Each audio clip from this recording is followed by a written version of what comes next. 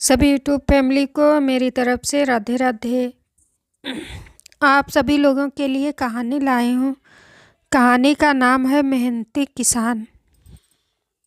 यह एक कहानी है एक किसान की जो कि बहुत मेहनती था।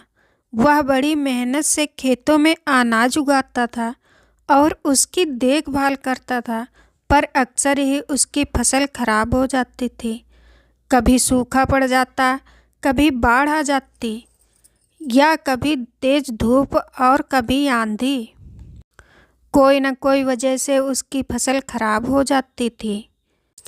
दोनों किसी पेड़ के नीचे बैठकर अपनी बर्बाद हुई फसल को देख रहा था और तभी वह गुस्से में आसमान की तरफ देखकर भगवान से कहता है कि मालिक, आपको सब बहुत महान मानते हैं और सबसे ज़्यादा ज्ञानी मानते हैं। कहते हैं कि आप सब जानते हैं, लेकिन मुझे ऐसा लगता है कि आपको कुछ भी नहीं पता है।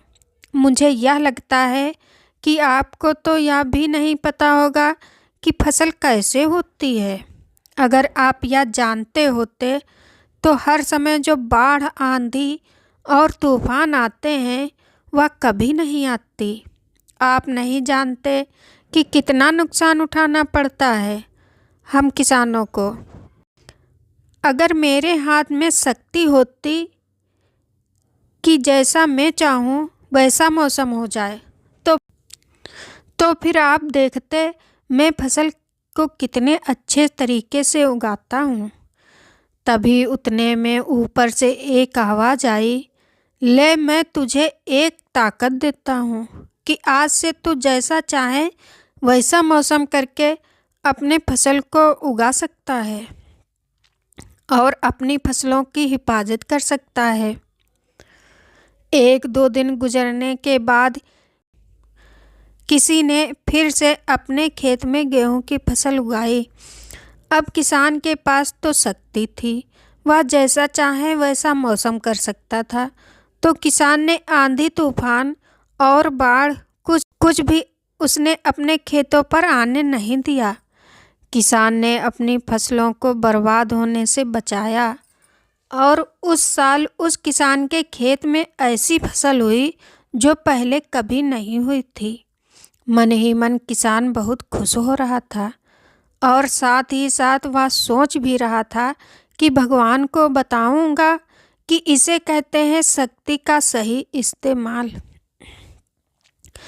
कुछ दिन और गुजरने के बाद फसल काटने के लिए तैयार हो गई। किसान बड़े उत्सुकता के साथ फसल को काटने लगा, पर जैसे ही उसकी नज़र गेहूं की बालियों पर पड़ी तो वह हैरान रह गया, क्योंकि उन बालियों में गेहूं के दाने ही नहीं थे। गेहूं के एक भी बाली के अंदर गेहूं का दाना ही नहीं था। सारी बालियां अंदर से खाली थीं। अब वह किसान बहुत परेशान हो गया और फिर से भगवान को पुकारने लगा। वह जोर जोर से चिल्लाकर यह कह रहा था, भगवान, शायद तूने मुझे कोई सज़ा दी है। तभी ऊपर से आवाज़ आई कि मैंने तुम्हें कोई सज़ा नहीं दी है, बल्कि इसके जिम्मेदार तो तुम खुद हो। तुमने अपने पौधों को संघर्ष करने का मौका ही नहीं दिया। ना तो तुमने उन्हें आंधियों से जूझने दिया, ना ही तेज बारिश से सहने दिया और ना ही धूप में तपने दिया। एक भी चुनौती का सामना तुमने उन्हें नहीं करने दिया, इसलिए सारे पौधे अंदर से खोखले रह गए। जब आंधी, तूफान, तेज बारिश और धूप पड़ती है तभी यह पौधे संघर्ष करते हैं और इसी संघर्ष से ताकत पैदा होती है, जिसमें पावर होता है, एनर्जी होती है, और इसी संघर्ष से गेहूं का दाना बनता है। तूने उन्हें बुरे वक्त से गुजरने ही नहीं दिया। जहां उनका बनावट होता, सारी बालियां इसलिए खोखली रह गईं क्योंकि तुमने अपने पौधों को संघर्ष कराया ही नहीं। सेम यही चीज़ दोस्तों हमारे साथ भी होती है।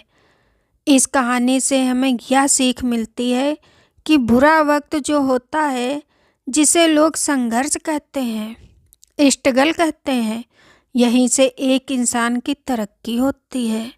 आपको पता होगा कि जब एक डायरेक्टर कोई मूवी बनाता है तो डायरेक्टर सबसे डिफ़िकल्ट रोल अपने बेस्ट एक्टर को देता है। तो जब भी आपको ऐसा लगे कि आपकी ज़िंदगी में तकलीफ़ है, बहुत ज़्यादा प्रॉब्लम है और आपकी किस्मत ख़राब है, तब खुश हो जाइए, क्योंकि उस भगवान ने यह सारी प्रॉब्लम आपकी लाइफ में ही क्यों दिया है। क्योंकि उसे पता है कि आप इन सब को पार करके आगे निकल सकते हो। पर ज़रा सोच कर तो देखिए कि अगर आपकी ज़िंदगी में कोई प्रॉब्लम ही ना हो, कोई संघर्ष ही ना हो, तब ज़िंदगी जीने में मज़ा ही नहीं आता है। प्यारे दोस्तों, आपको यह कहानी कैसी लगी? प्लीज़ कमेंट, लाइक, शेयर ज़रूर करें। धन्यवाद।